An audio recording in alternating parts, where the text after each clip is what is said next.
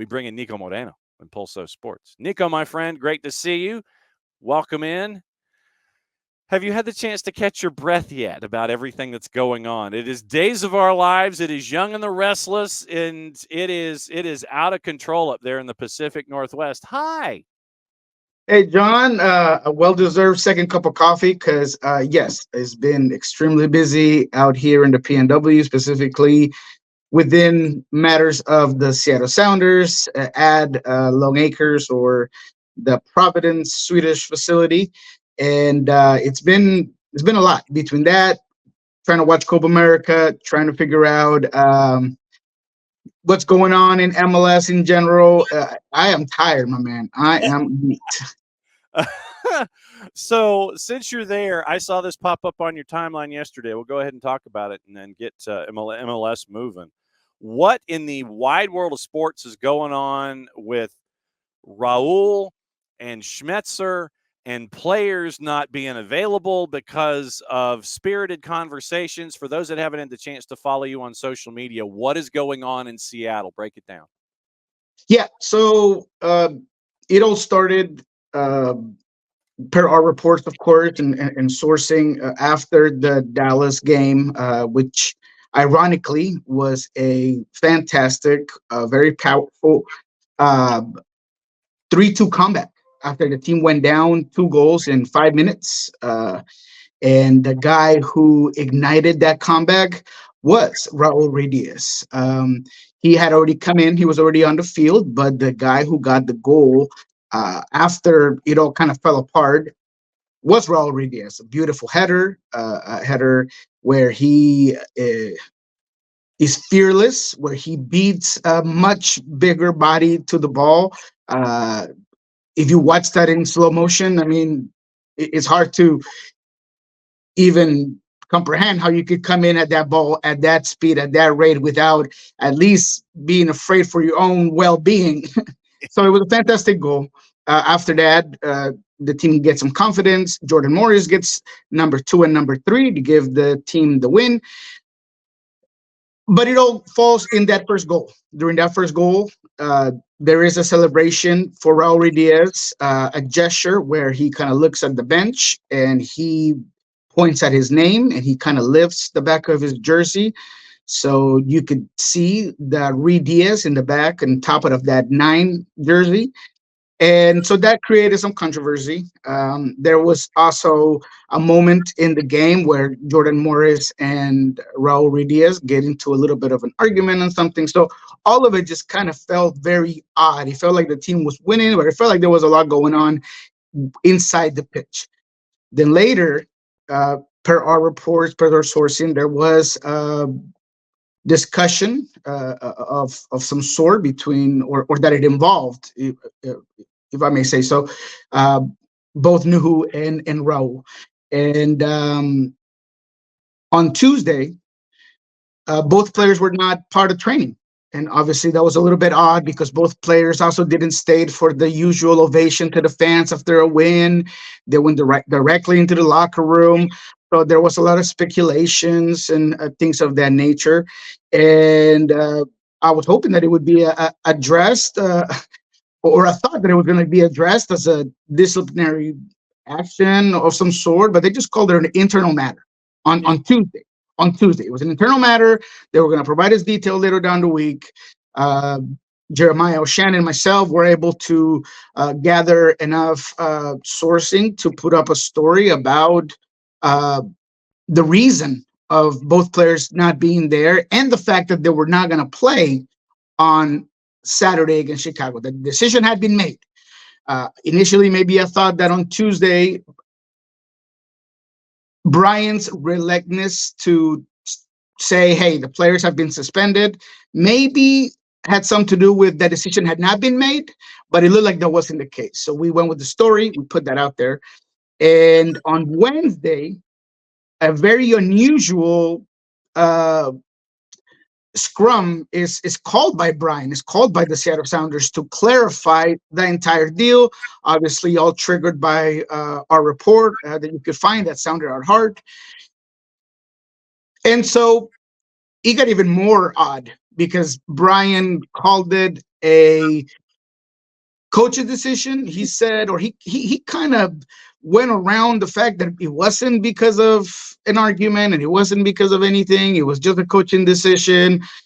So he did a good job at fielding questions. I was talking to other media members about it. I was like, man, he was answering so confidently that I thought he was, just on the ball. Like I thought he was telling us everything that we wanted to know. And then I went back and heard what he said, and he didn't really clarify anything. He kind of made things even more murky. But this is what I think we were trying to clarify, and this is what I've been told.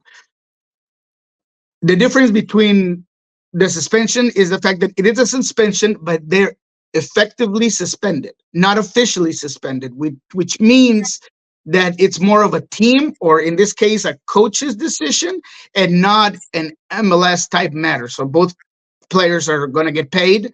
They're just being isolated from the group. They're practicing individually, and they're not going to be part of Saturday's game. So that's kind of everything in a nutshell. A lot of information. Let me know if you need a recap on anything at all.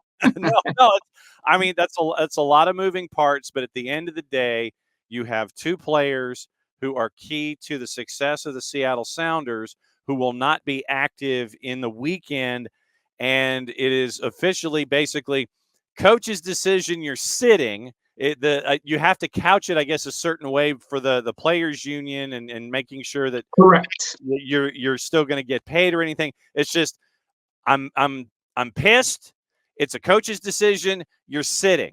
That's basically at the end of the day. That's what we're staring at. Yeah, even though Brian said, I'm not mad, they're not mad, I'm just sitting them. So, it was that's the part where I was trying to figure out, exactly what the dynamic is. And they're doing a great job at just keeping things internal, right? Stephen Fry talked to us, and he was very, very clear on not adding to the fire. And I think he did a good job at actually highlighting the good things that Raul did. He called the gesture a passionate gesture from a hungry player. Christian, on the other hand, he was a little more straightforward. I was a little surprised. Actually, I was very surprised that right after Brian had just told us, it's not a suspension, it's more of a coaching decision, Christian talked to us, and he was like, yeah, I give credit to Smets for making a decision, and the players are going to we're all supportive of the decision, and they're going to come in and be more bought in. And he called it a suspension on a couple of occasions. So I thought Christian was a little bit more direct when it came to the thing. He said that these sort of situations need to be made an example. Those are pretty tough words, I think, especially when it comes from a teammate. So we'll see how it all plays out. Bottom line here, John, SDH family, is that regardless of how much they say that the locker room is as united as ever, and another surprise for me was Christian calling this the relationship with Raul Ruidiaz this year is as healthy as it's ever been, and the group is as healthy and together as it's ever been. I feel like sometimes when you got to say that as many times, maybe I don't know how true that is. Again, I take them by their word, and we've talked about this before, John. We got to take the players by their word, but that dynamic don't seem to be as cohesive as what they're saying, right? There's been issues with Leo coming off the field upset, and there's been problems with Nuhu already once this season. He's already been suspended or not being part of a game already once this season. There's been, a lot of things that happened last year with Nicolas Lodero. And I even asked Brian, I said, look, when we first started covering you as a head coach, you had this label as a player's coach. And, sometimes he would take it as a compliment, sometimes maybe not so much. I don't know if maybe he kind of took away from his strategic part of being a coach. Yeah. But I always thought it was great, the fact that he actually did make sure that players were motivated and they were put in positions where they could succeed. But over the last 2 years, there's been some issues. So I asked him, hey, with that said, have you changed anything about your coaching, or what's happened over the last 2 seasons where a lot of these problems have emerged, whether it was with Niko or whether it was with other players? So he kind of said, hey, I'll reflect on it. I'm not sure. I don't think I've changed anything. Maybe I'm a grumpy old man now, so it's a little bit different. So he was, pretty open about it, pretty transparent. But the reality, again, for me, is that there are issues that are being taken care of, but this is really going to test that theory.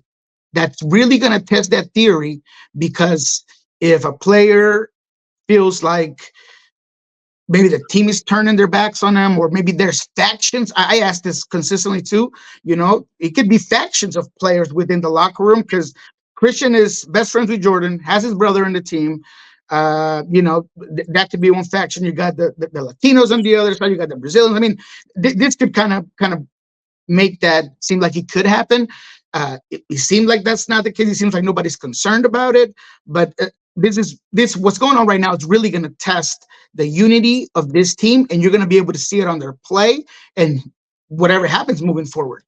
Because at the same time, and you mentioned this, the more that you say something publicly, there's always going to be that impression that you're trying to convince yourself that that is in fact the case. It's like, yeah, everything's great. Yeah, it's next person. Yeah, everything's great. Third person. Yeah, everything's great. Yeah, and you keep saying the same thing over and over again. You might be trying to convince yourself that everything's great when it may not be. That is correct. And again, that is my perception.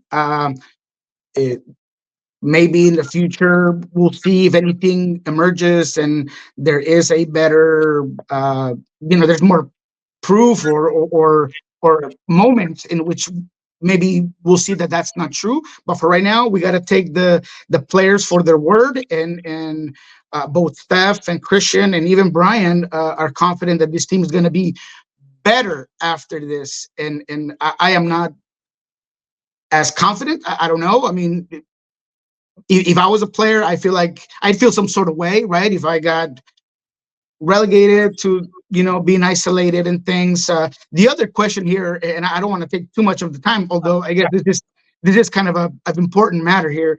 But I didn't get clarity on what pushed Raul kind of over that edge. Because look, Raul this season, he's been asked to do a lot. And he's done it. I think that he's put his ego away. He's been as committed as he's ever been in training. I've heard from Obed Vargas say that this year he saw that Raul was like the first one to training, and he was just so different. He was so committed.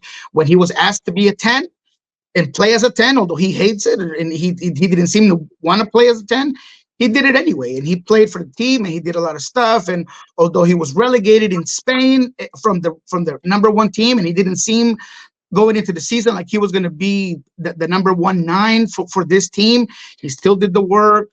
There was injuries, so he played. He's put up some goals. And over this week, right, where Brian kind of contradicts himself on player management and the reasons why he's put Jordan against a 3-man backline and things, when he repeated Jordan 3 games in a row. And maybe that's what pushed Raul over the edge. It was kind of like, man, I've been breaking my back, and now I don't even get a chance to play on a midweek. I mean, I'm not sure. It's just I'm still trying to figure that out. Brian just said that he just wants more playtime, and that's the reason why he was upset. But I don't know. It was a little bit more than that for a player that has been pretty committed to just being a team player. We'll get into cliffhanger coming up in just a little bit, but we got to talk about Copa. And, we had Nino Torres from Gold TV on before you this morning. And we were discussing teams in trouble, biggest disappointments, biggest surprises, those kinds of things. As we get toward the end of the group stage, who has been your biggest disappointment so far? My biggest disappointment is without a doubt Mexico. And I mean disappointment because that's the reality of it. You expect more out of Mexico, even when things are not going great. They seem to have that fight, that grit.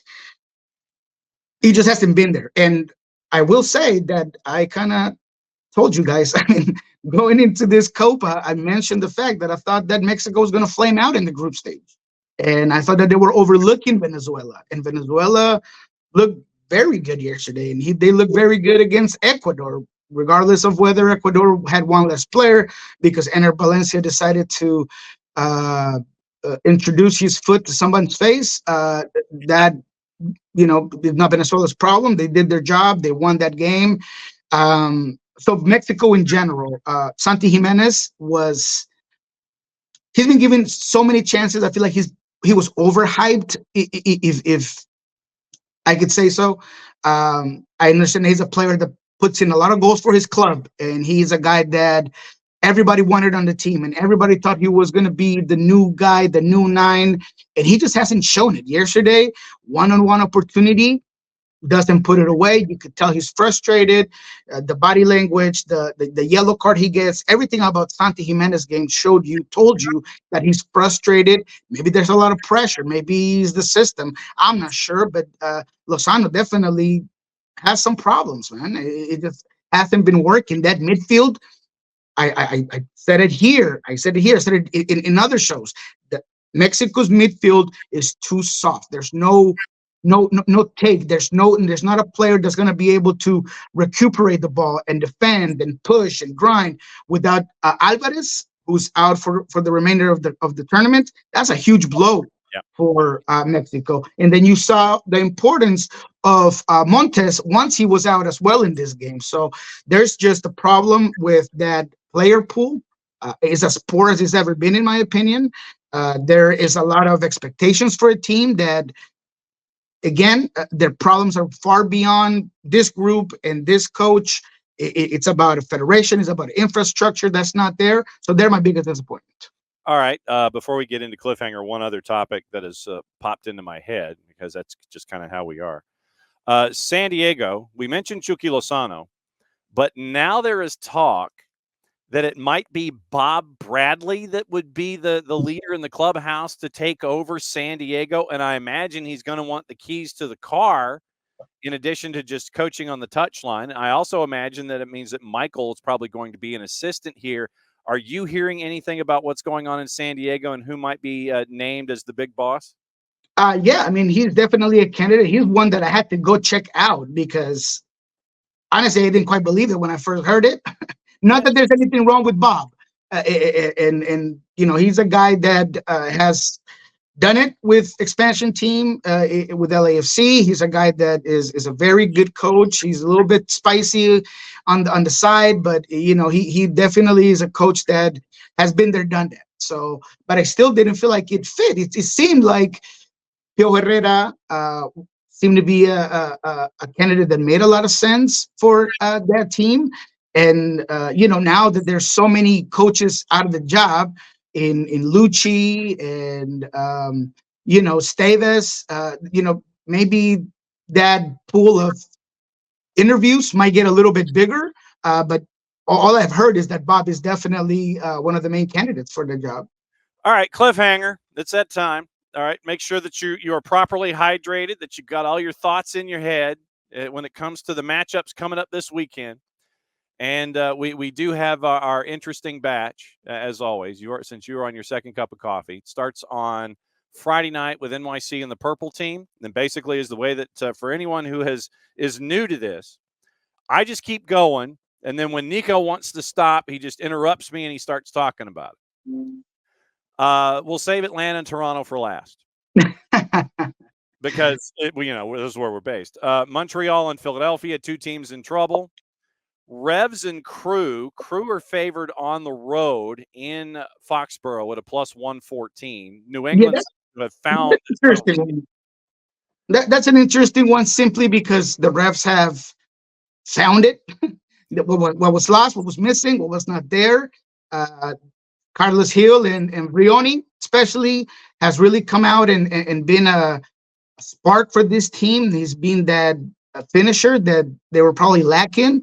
Even Javier Arriaga, former Seattle Sounder, was part of the ideal 11 or match day 11 this week because he's been doing very well. He's found his feet. He's found some consistency within that back line. Do I think they're going to be able to give it to Columbus? No, I don't. I think Columbus might set them straight, but that's going to be an interesting one. What is the goals on that? All right, so let's find out what the total is and the over-unders. And then that is always something that Niko likes to investigate in these situations. Over under at 2.5 is a minus 187. 3.5 is a plus 133. So that's where it flips at 3.5. Oh, I like 3.5. I like 3.5, and I like Columbus on this one. It kind of bit me last week in that RSL LA Galaxy game. I thought that it was gonna be a high scoring game, and it was nothing close to that. But I'm gonna go ahead and do it one more time. I'm gonna put some juice boxes on. All right. Red Bulls hosting DC United. They're a big favorite at a minus 204. This one's interesting. FC Dallas at home hosting FC Cincinnati. Matt Miazga out for the year. Nick Hagland out for at least 8 weeks plus recovery time because of a broken fibula. That's an interesting one. What are the numbers on that? Dallas is a plus 154, slightly favored at home.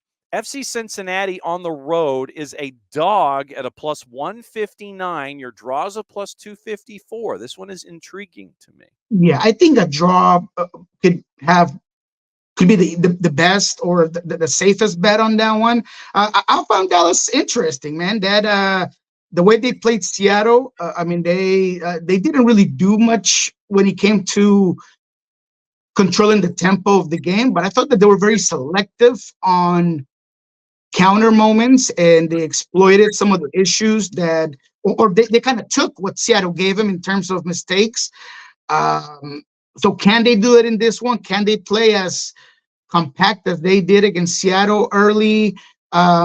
Maybe a 1-1 on this one could be what I could see, because yes, Cincinnati, they have all the tools, they have all the components, they have a very good base in general, but no Miazga. I know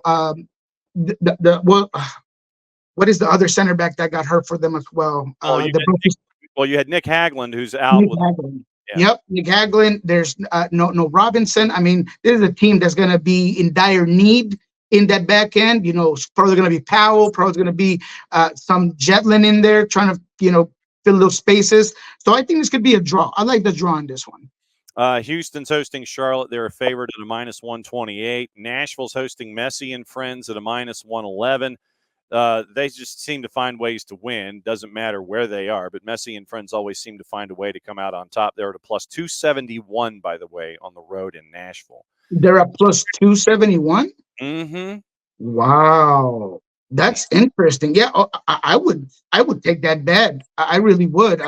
There's nothing out of Nashville that scares you. Even when Mukhtar's on, even when Serge is on, like you said, this team believes, and we've seen it happen with, it doesn't matter who's in there.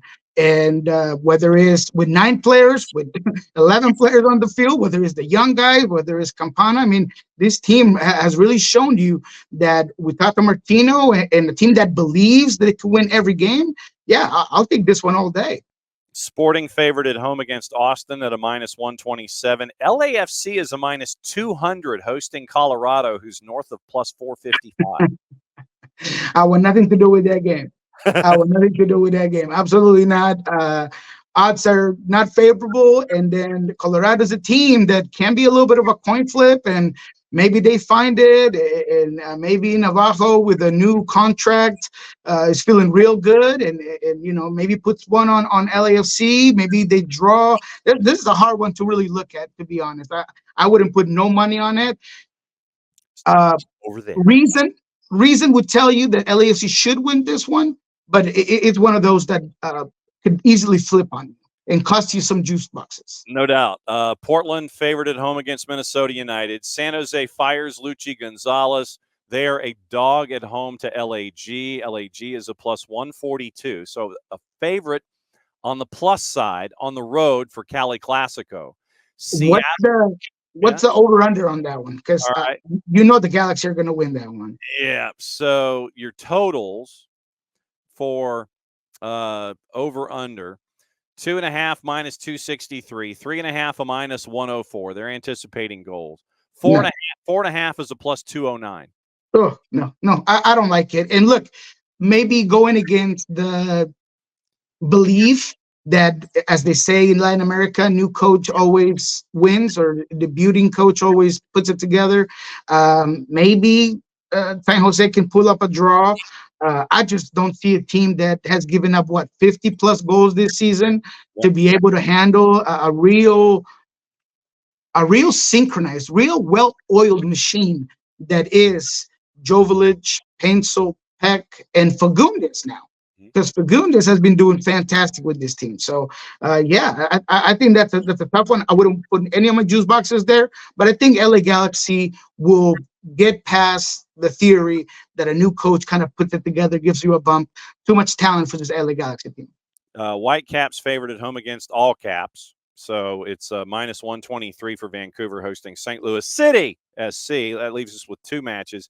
Seattle's a big favorite at a minus 161 with Chicago coming to town. What do you think? Yeah, I mean, Seattle has to show it on the field. I mean, we just talked about this novella, right? This mini series that's been this week of Sounders training. So can they put it together? Chicago is a very beatable team, regardless of at times maybe showing you a little things here and there. But I don't think that there's nothing about Chicago that Seattle can't handle. I think this is the most favorable matchup that Seattle has gotten at home, even over Dallas, even over some other teams that they've had at home. So they should get out here and win this one. But if they don't, that's going to be a big blow. It's going to be a big blow, but I expect Jordan Morris to be ignited as well by this whole thing, right? He's got to show that, you know, I understand that things are going on, but I'm gonna heat it. I'm heating up. I'm scoring goals. I'm working hard. Pedro de la Vega will feature in this one. Finally, he's gonna be in the bench. Alex Roldan is back from and beyond past concussion protocol, so he'll be back. Meaning Christian will be back up on the wing. So there are some things working for Seattle. But then again, how much of a distraction has this been? How can they put it together? That's going to be an interesting one. But Seattle should win that, no problem. Last one on the board, Atlanta hosting Toronto. 4 points on the road last week, winning in D.C. in what was just one of the ugliest looking pitches we've seen in quite some time. And then getting a point out of all caps at St. Louis City SC and at City Park. So 4 points in 2, 5 points in 3. Now they're hosting Toronto, and they're a big favorite at a minus 135. Toronto's north of plus 300. Yeah, especially this Toronto, man. They look so interesting. They seem to have it figured out, and they just kind of crumbled. That 3-0 against Red Bulls did not look good. And Atlanta, in their own way, it hasn't been brilliant, and it hasn't been spectacular, but they have been able to add points. They have been able to get a little bit of momentum. Maybe not second gear, third gear, but at least a first gear movement towards somewhere. I feel like they've done that. I know that there's been a lot of talk around Thiago Almada. As far as I know, there's nothing really set yet. There's no formal decision has been made. I know there's been reporting saying the opposite, but as far as I know, he's still part of this team. I feel like he knows and understands exactly what he needs to do with this team. It's gonna be interesting. But defensively, man, Atlanta, they have this bend don't break type of thing going on right now that could be a little bit dangerous against Toronto. But I have faith. I have faith in Atlanta. I think they'll pull the win. All right, what's going on at Soccer Bar and Pulso Sports? You're a very, very busy man.